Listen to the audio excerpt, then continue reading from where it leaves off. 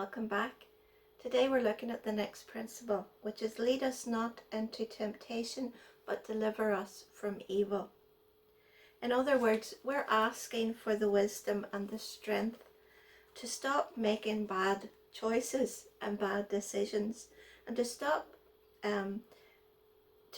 us being led into those situations that lead us into temptation.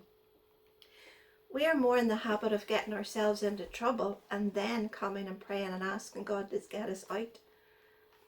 But God has a better way. He says, be prepared beforehand. So we look at when Jesus was in the Garden of Gethsemane, and he had Peter, James and John with him, and he asked them to stay with him and pray with him. But they fell asleep. And Jesus said, could you not keep watch with me for 1 hour? He wasn't asking much, was he? And then he goes on and says, watch and pray so that you will not fall into temptation. The spirit is willing, but the flesh is weak. We can understand that, I think, because many times we do the thing we don't want to do, and we don't do the thing we do want to do in our heart. But there's a way around that, and that is called prayer. To trust God to give you the wisdom and the strength to not go to the wrong places, not be found in those places that cause us to be tempted, and not to set ourselves up for trouble, but in other words, to walk in the light. In James chapter 1 and verse 13 it says, let no man say when he is tempted, I am tempted of God. For God cannot be tempted with evil, neither tempteth he any man. Remember that. Never blame God for getting you into trouble, or for when you find yourself in a wrong situation or not a good place. Don't blame God. Take the responsibility yourself. In verse 14 he goes on to say, but every man is tempted when he is drawn away of his own lust and enticed. This is the word of God, and I know people don't like to hear this, and we don't like to admit it on our own lives.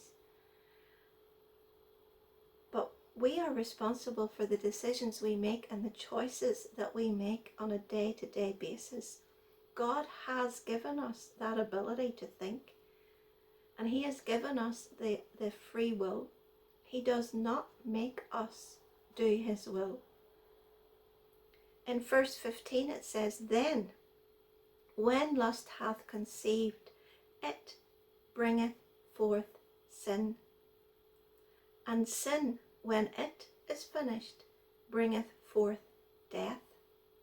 We must understand that yes, there's a temptation that comes in our mind, maybe because of our own desires, but as we're bringing our desires into the will and plan of God, and we're asking for his desires to consume our desires, we're wanting our will to be in line with his will, we will be eliminating that temptation more and more, so that we're not drawn away by it, we're not distracted by it, we're not enticed by it. Remember, having a temptation is not the sin, but when that lust and that desire, when we give into that, after being tempted, we give into it, then it's conceived and it brings forth sin, and the sin brings forth death. Not the temptation, but the giving in and the following of it. You see, many people are enticed by the enemy because they'll say, well, you've already thought it, so you've already sinned, so you might as well do it. And that is a lie. That is a trick of the enemy to trap you in that sin. But the temptation is not the sin.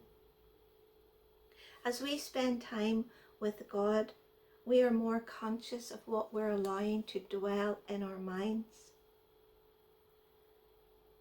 Philippians 4 and verse 8 says, "Finally, brethren, whatsoever things are honest, whatsoever things are just, whatsoever things are lovely, whatsoever things are of good report, if there be any virtue and if there be any praise, think on these things."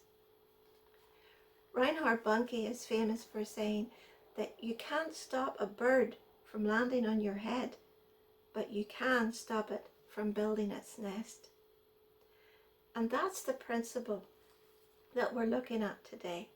Temptation will come, but we do not have to entertain it. With the wisdom and the strength of God, we can recognize, identify, and resist the temptation of the enemy.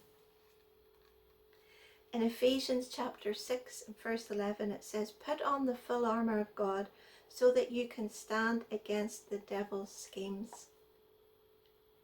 It starts by praying, "Father, lead us not into temptation, but deliver us from evil." God does not lead us into temptation ever. Remember, we are responsible for the decisions and the choices that we make.